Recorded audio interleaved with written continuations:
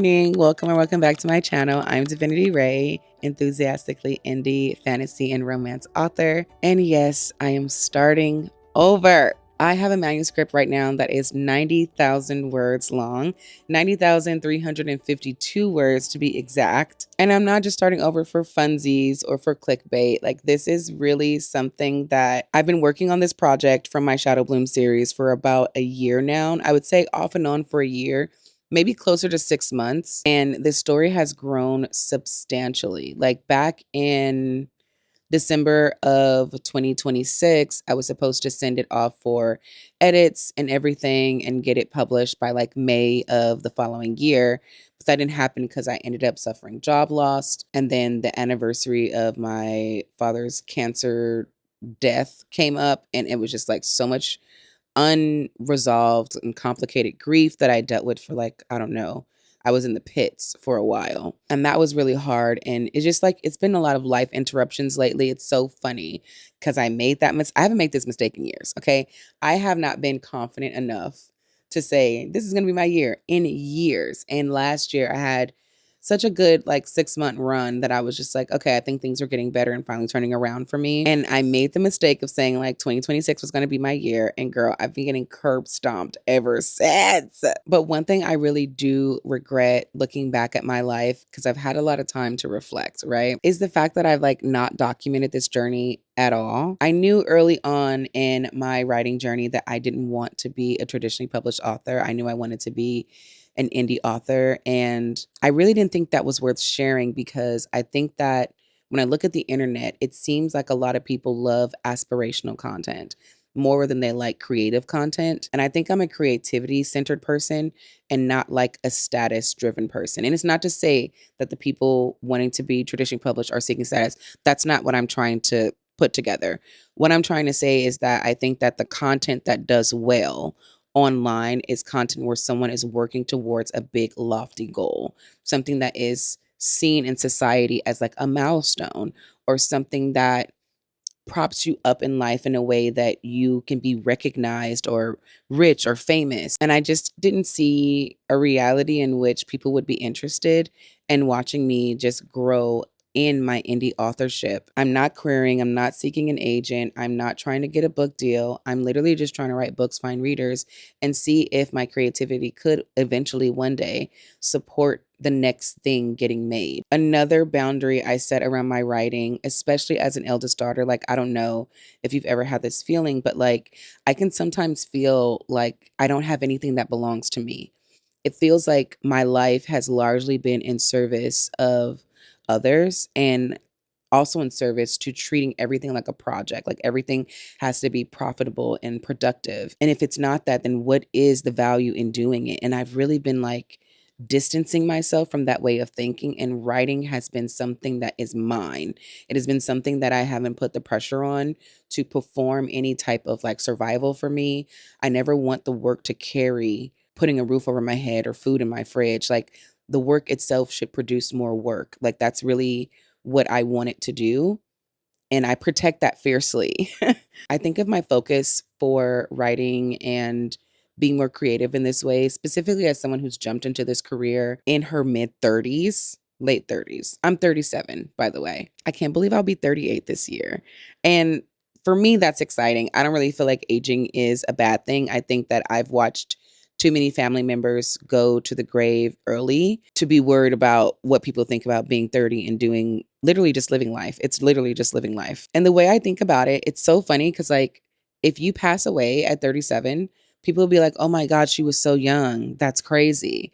But if you decide to change your career or try a new creative hobby or a creative career for that matter at 37, there's a pause of like, oh, that's kind of late to be thinking that you can be successful doing that now. Like, you should have started when you were 10. It's just this obsession with youth and pubescentness. I don't know. It's weird. And I don't ascribe to that kind of thinking. I think it's never too late to start, because dreams literally do not have an expiration date. There's no shelf life on your desires. There's no end date to what could be possible for you. As long as you have breath in your body and you have the ability to try, go for it. And that's basically what I'm doing. And I really do wish that I would have documented this journey from the beginning, not with the perspective of I wonder if anyone would be interested in it, but literally for me, like this is my life. And I want to be able to look back one day and, kind of have a record of how it all went. So far, I've published 2 books. I've written a serial on my Substack, and now I'm working on this 4th project. So I have 2 novellas out. One is called To Hunt a Hunted, and the other is called A Kiss Woven in Ruin. They're both paranormal fantasies with romance and spice. I am a spice positive writer. We love smut over here, and we love smutty readers. But I will say I'm not a smut for smut's sake writer. I like for my relationships and intimacy to feel earned between my characters and to just make sense for who they are character-wise. Like, it has to make sense for them. Otherwise, it just won't happen in the book. Like, it just won't happen. Where I'm at in this current project is asking myself the question, what would I do if this were easy? Like, how would I approach this if this were actually easy? I've learned the art of asking myself potent questions. I heard someone talk about this online somewhere, and they were talking about potent questions you can ask yourself to get your brain out of like this stuck feeling. And since I haven't had the resources to do what I originally planned for this book, I have felt stuck. And that's honestly felt very terrible and sad. I've been like very sad and depressed about not being able to put it out there. I got character art for this book. I have so many things I haven't been able to share because it's just still sitting with me instead of with readers. And I was thinking like, okay, what could I do to get the story out there? Because right now my main goal as an author, like my lofty goal, is to just get readers, to get my stories out there and have people interested enough in my characters for them to read my stories. I think having your book read and your stories read is like such a flex. It's so amazing. Because what do you mean people are interested in something I made up? That's crazy. And then it becomes this shared thing where, I know that I've made some of my best friends from books that I've read. Like, had I not gotten into stories, books, and fandoms, my life would have gone completely different. So I think that books and stories are super powerful. And if you're someone who can write them and put them out there, they can do so many things. Like, even me with like being someone who's chronically ill, like I remember reading the words, "I will not die today" for the first time, like reading Fourth Wing, seeing someone with the same chronic illnesses as me ride the most formidable dragon at her dragon school. Insane. I remember when my gray hair started to take over, because I have naturally gray hair, and feeling a little embarrassed about that because I was just like, oh my God, like a lot of this has been brought on by the stress of chronic illness and just being in survival, and it's just showing on me now. But then I read Legendborn and read about Brie Matthews and like how her grief and stuff played a part in her entire journey. There's so much power in reading the right story at the right time, at the perfect place in your life, and it changed the trajectory of how you think about yourself in the world forever. And if I'm trying to add anything to the creative universe of this world, it's literally that.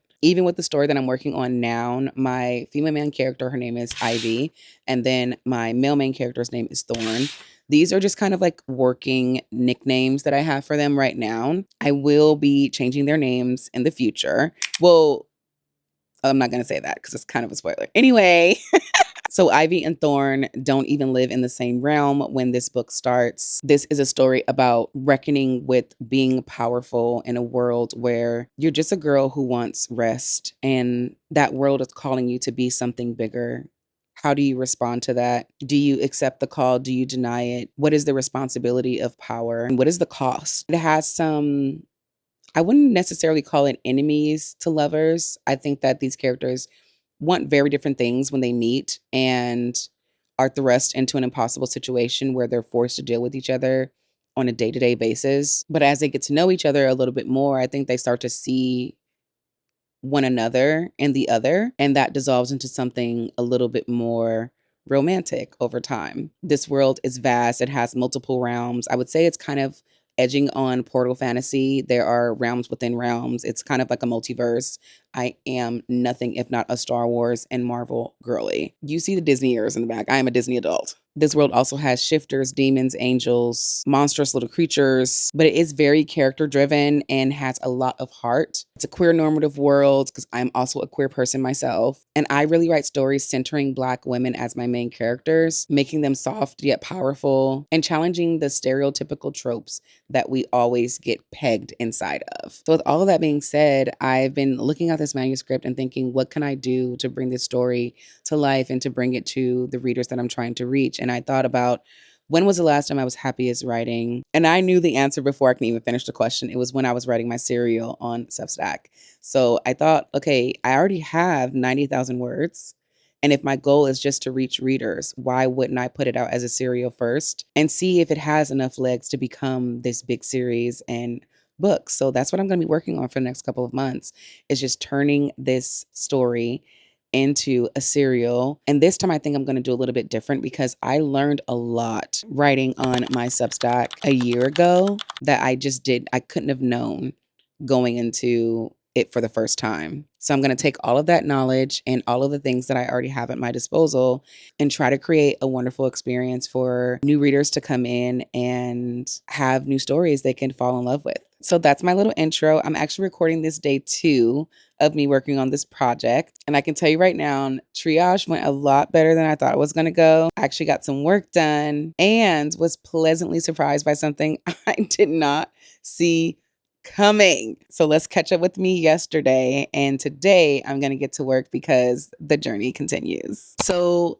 it's 11:18 a.m. and it's still early for me. I'm an early riser. Like I got up today like around 6 a.m. I have done all of the things that I've wanted to do. And now I'm going to sit down and like get to work. First, I'm going to be getting my resume together. So I'm going to spend a little time doing that. The crazy thing right now about me looking for a job is just like, I just don't know, not what I want to do.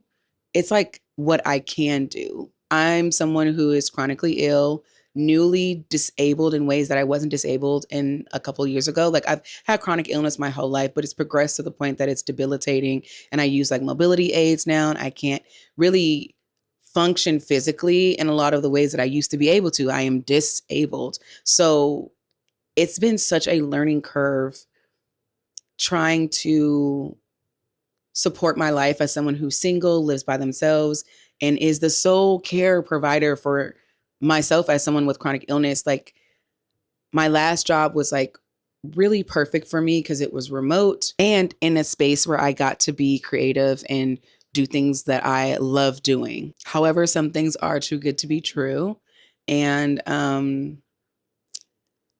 now I'm back out there in the market trying to find a job. So my goal for today is to first and foremost get into my Notion dashboard, spruce up my resume, and then start seeing where I'm going to be applying for jobs. I feel like if I can get that tacked down today, I would feel very successful in that sense. And then I'll jump right into looking at my manuscript because I know it's a mess and I'm a plotter. So I need to have a working outline.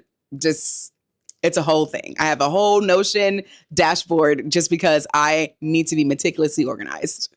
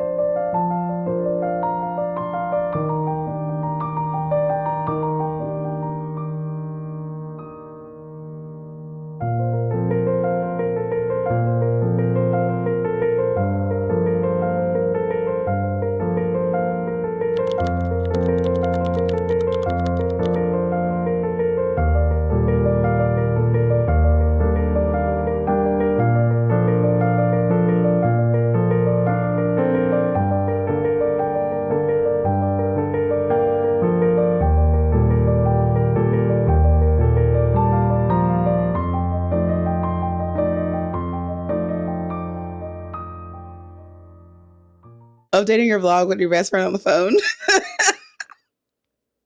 I do not recommend. It is 1:16. I have finished setting up my job application tracker and my resume is all refreshed. I did also try to sign up for some UGC websites, but they were asking me to jump through 1,000 hoops, and I just did not have the mental bandwidth for that today, especially when they're like, upload your photos.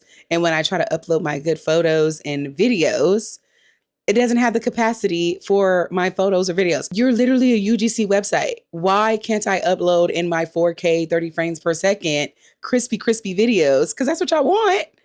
So why isn't the platform able to do that? I don't understand. Anyway, so that was a bust. I'm just going to save that for a little bit later. Right now, though, me and my best friend are still yapping on the phone, okay? If you are not a yapper who calls your best friends, you just can't relate, but we be on the phone all day. Long distance besties locked in for life. So we are actually rewatching the Spider-Man movies all this week because we're both seeing it when it comes out. Is it Friday? Does it come out Friday? Oh my God. Yes, it comes out Friday. So we're trying to get like our rewatch in, get all our theories down, get all our Easter eggs together because I am a Marvel girly. I'm such a blurty, nerdy girl. And I get a lot of my inspiration for my stories from like the Marvel Cinematic Universe. I love Star Wars and franchises like Lord of the Rings. Like I am... give me all the nerdy stuff and all the dorky stuff. And that's exactly where a lot of my inspiration for my stories come from. So it's going to be really good for me to like kind of see the overarching arc of Spider-Man's story, his characterization, how he grows throughout the movies and stuff. Because as I'm diving back into my manuscript, there are some things I want to tweak and make emotionally more resonant and deeper and really flesh it out for the characters.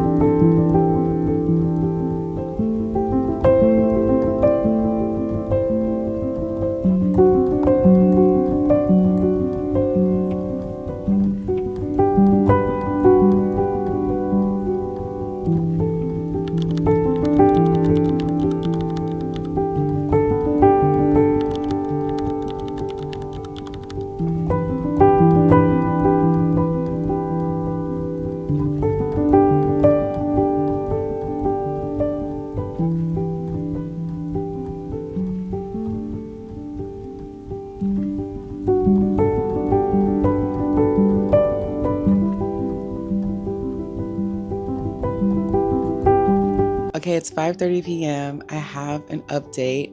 First of all, sitting down, watching Spider-Man with my best friend, just yapping and being girls. So much fun.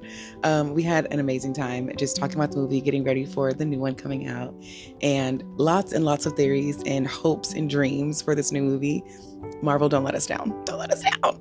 But when I did get back to work, I locked in. I have 10 new chapters outlined. And I say new as in restructured, reorganized, this newer vision that I have for the story. 10 of those chapters have been outlined. I feel like I'm hitting a rhythm, hitting a stride. I would love to end tonight with 20 chapters in this new draft outline. Like, so I can kind of have like a lay of the land and know exactly what changes and stuff I'm going to be making. I see a lot of potential for this to be a fun serial, and I'm trying to break it up into seasons and episodes in a way that makes sense. And so far it's going pretty well. So I'm excited about that. I have literally missed these characters so much. Oh my God, I lost my train of thought. Okay. That's probably a sign that I need to like lock back in because I started thinking about the story and then I forgot what I was going to say. So I'm going to take that as my sign.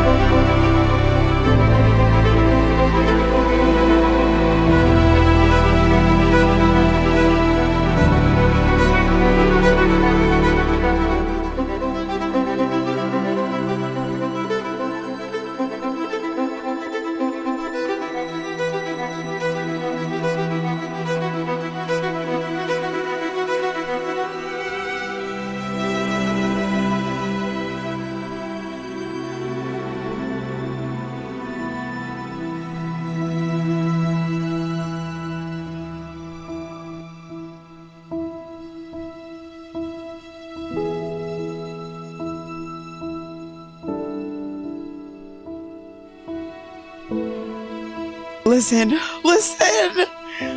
Well, I'm not gonna read it to you. When was this? I can't even, hold on, I'm gonna tell you right now. So last updated December 6th, 2025. I really do believe I wrote it earlier that year or late 2024. And it, like, store your darlings. When you throw your darlings away, store them somewhere. And I just thought, let me go to the archives. Let me dig deep. Okay? Deep in the dregs of stuff that I've just thrown out and decided, nah, that's not gonna work. It's so, like, you know how they say that sometimes writers do this thing where it's almost psychic, like you do something and you don't actually mean to do it, but it just works out perfectly. I am having one of those moments right now. And it's so exciting. Okay, let me get to work.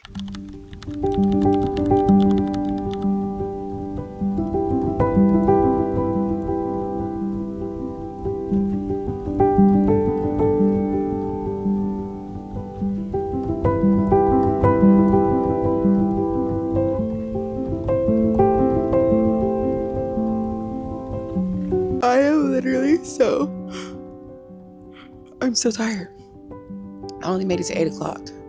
I didn't actually outline any more chapters, but I did take some time to tell myself more of like the background and the story and just get really deeper into my female main characters. I get into her before story, like her backstory, because I did change a few things about the way that this story is going to open, so that retroactively like changes some of her lore. So that's what I've been doing this entire time, and it's been really flowing until my Wi-Fi started glitching and I lost like two things, like two big entries that I just put in. I'm gonna take that as a sign to stop, because if I don't, I'm going to crash out. And nobody wants that. Especially not me. And I'm hungry. So I think I'm going to call it a night. Gonna have dinner. Gonna go to sleep. And let's see how far I'm going to get tomorrow. By the end of this week, my goal is to have 20 chapters that I can write ahead. So when I start producing my serial, I can be consistent until that season is done. So that's my goal. We're going to get some sleep, get some rest, get something to eat. And I don't even know what I'm going to cook for dinner. I'm tired of talking. I'm tired. I'm going to go to sleep, and I'll see y'all in the morning.